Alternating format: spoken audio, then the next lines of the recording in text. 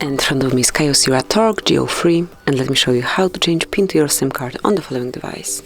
So first of all, you need to reach the all apps and go to the settings then.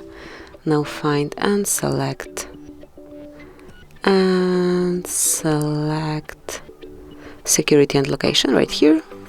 And here go a bit lower, mark setup SIM card lock, and here you can smoothly change it by tapping on change SIM PIN here. So at first you need to enter the current one, in my case it's 1234, click on OK then, and now provide your device with a new one.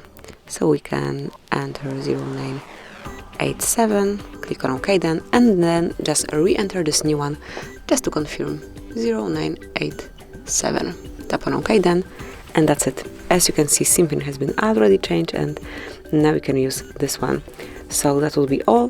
Thank you for watching. Please subscribe our channel and leave the thumbs up.